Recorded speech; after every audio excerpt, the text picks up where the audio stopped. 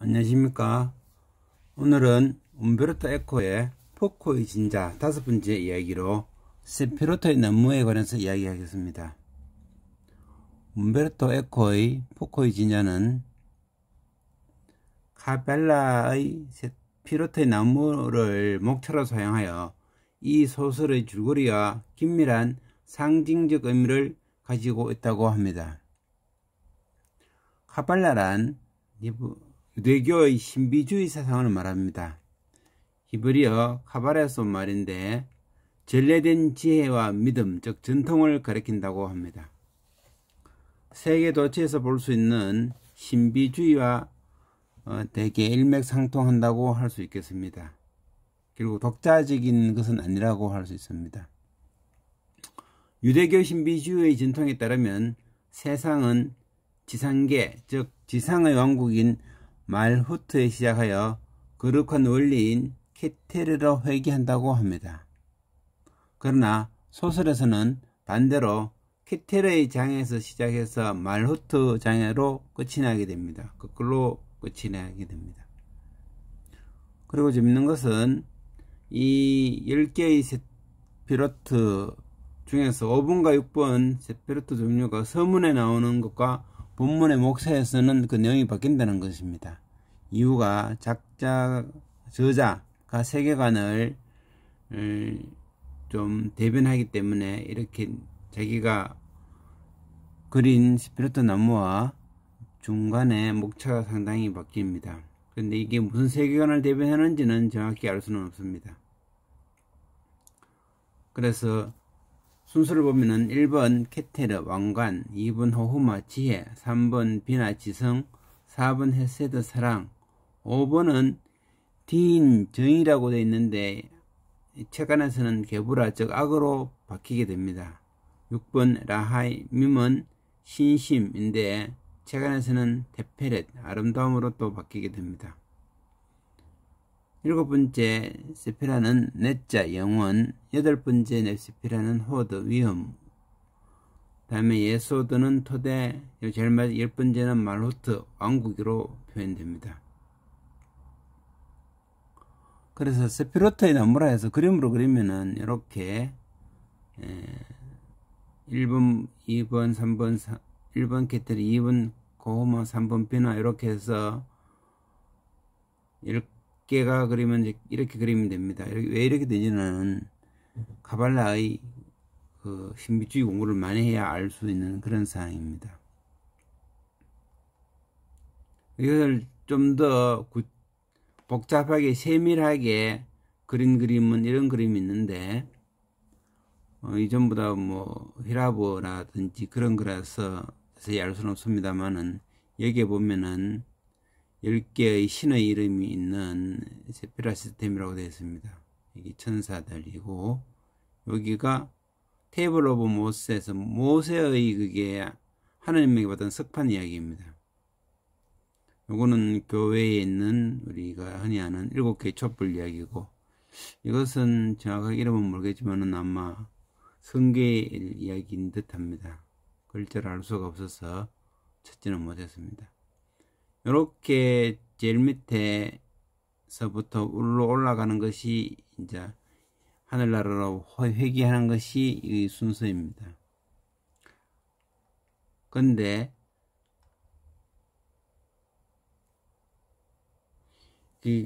저렇게 있는데 우리가 아는 신세기 에반게리온에서는 세피로트 그림이 거꾸로 되어 나옵니다. 역 세피로트 모양이면서 왕관이 밑으로 펼치게 됩니다.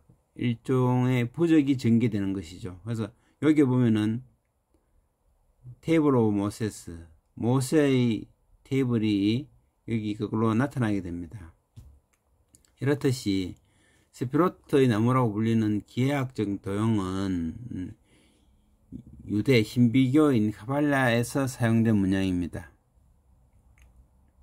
카발라에서 이 세피로트 나무는 여러 형태로 이용되는데 거의 대부분 주술적인 의미를 가진 부적의 용도로 사용되게 됩니다. 이것을 차례대로 살펴보겠습니다. 이것은 책의 순서이기도 합니다. 1챕터 케테르 왕관을 뜻한다고 합니다. 디오탈레비가 나 가소봉에게 한 이야기 제1세라핀 케테르 곧 왕관은 비롯됨이자 한처음의 공이라고 했다. 그의 말에 따르면 한처음에 그분은 한 점을 창조했는데 이 점은 사상이 되고 형상이 있는 모든 것이 여기에서 나왔다고 한다. 그분은 존재한 분인 동시에 존재하지 않는 분이기도 하다. 그분은 어떤 이름으로 불리기도 했고 불리지 않기도 했으며 심지어는 이름도 없을 뿐더러 이름으로 불리고자 하는 욕망도 없었다. 그분은 하늘에 박힌 기호를 쫓았다.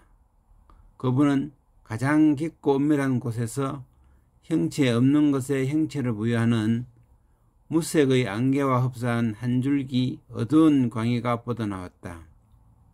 이 안개 같은 것이 퍼져나가자 그 중심에서 불길이 모양을 잡았다. 이 불길은 아래로 흘러내려가 하계인 세트로피를 비추고는 아래로 내려가 이어코, 말후트, 곧 왕국에 이른다. 디오탈레비는 말했다. 저 낮아짐의 세계, 저 고독한 유리의 세계에는 이미 회기의 약속이 전제되어 있는 것인지도 모른다고. 이것입니다. 두 번째는 호흐마, 지혜인데 따로 기술한 바가 없습니다. 세 번째, 비나는 지성이란 뜻인데 비나, 곧 지성은 시원의 한 점에서 확산되면서 형성되는 호흐마, 즉 지혜의 궁전이다라고 합니다. 호흐마가 수원이라면 비나는 거기에서 흘러나온 강의 흐름이고 이 흐름은 이어 수많은 지류를 이루다가 마지막 세라피에서 바다로 흘러든다라고 합니다. 그러나 만물의 형상이 빚어진 것은 이 비나 안에서라고 합니다. 네 번째는 헤세드, 즉 사랑입니다. 이 네 번째 헤세드에서 가소봉은 첫 번째 사랑을 잃게 됩니다. 5번 게브라, 악 또는 공포라고 번역됩니다.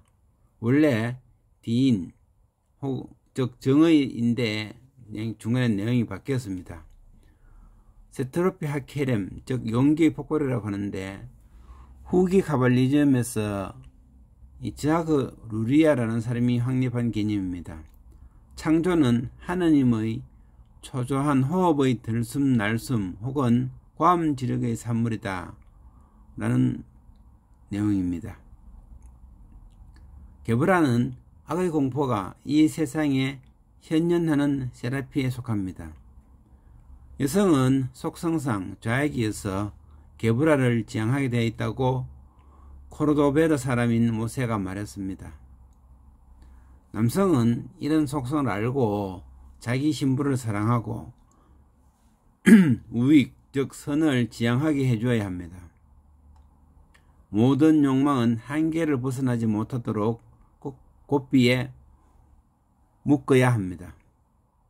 그렇게 하지 않으면 게브라가 최후의 심판을 주장하게 됩니다. 즉 암흑의 세상, 악마의 우주가 되게 됩니다. 그래서 욕망을 다스려야 합니다. 운반자 축제장에서 나 가소봉은 욕망을 다스렸습니다. 나는 신부에게 경의를 포함으로써 내 욕망을 조절해낼 수 있었다고 합니다. 그러나 나는 거기에 엄격하지 못했다. 오래지 않아 나는 티페렛의 아름다움에 마음을 빼앗기고 말았다라고 합니다. 여기서 티페렛은 벨보이인인 로렌자를 얘기하는 것입니다. 그래서 6번 티페렛은 아름다움 조화입니다. 원래는 라하힘 혹은 라하밈으로 신심을 이야기했는데 저렇게 아름다운 로렌자가 나타남으로써 흔들리게 됩니다. 주인공 가소봉은 계획을 만들어내면서 세트로프의 핵심인 지배와 자유의 조화를 뜻하는 티피렛의 순간을 경험하게 된다고 합니다. 7번 네자는 영혼을 뜻합니다. 끈기, 관용, 영원한 인내의 세피라라고 합니다. 승리의 세피라로 해석되며 승리자는 나 가스복만 유일한 승리자로 해석됩니다. 그러면 패배자는 누구냐? 벨보의 조령에 패배한 귀신들 거지. 나중에 끝에 다 나오는 그 일반 대중들입니다. 그 다음에 역시 서로 조롱하게 되는 귀신들 거지들의 조롱에 놀아난 벨보. 그 다음에 세포의 조롱에 조롱당하고 있는 티오탈레비. 이 세포에 조롱당한단 말은 육체적으로 암에 걸렸다는 이야기입니다. 8번째 세피라는 호드, 위엄입니다. 위엄과 광희, 영광의 세라피를 이야기합니다. 그래서 의례와 제의적 마술을 주관하게 됩니다. 9번째 예소드는 토대라는 뜻인데 따로 기술한 바가 없습니다. 1번째 말후트, 왕국인데 말루트는 마루트일 뿐이다 라고 이야기하고 지나갑니다. 움베르토 에코는 목차의 큰 분류에서 세피로트를 사용했는데 10가지들 다 사용하게 됩니다. 그렇지만 세부 목차는 120개나 됩니다. 이 왜 120개인가 하면은 벨버의 워드 프로세서인 아블라페아에 있는 인용문이 120개인데 그거와 아마 동일하다고 생각됩니다. 포코의 진자와 세트로피오의 관계를 나타내는 그림이나 사파는 거의 없어서 사실 상당히 구하기 어렵습니다. 소설 속에서 포코의 진자와 죽은 벨보의 시체의 머리가 같은 추선에 매달려 그리는 이중동추의 진자 운동이 세피로트의 모양을 닮았다고 합니다. 그래서 세피로트의 문양과 세피라의 의미가 어떤 건지는 카발라를 더 이해해야 알 수 있는 어려운 사항입니다. 그래서 앞으로 세피로트의 나무의 세라피를 10개 항목별로 잘 분석할 수 있는 분석이 나오기를 바랍니다. 이상입니다.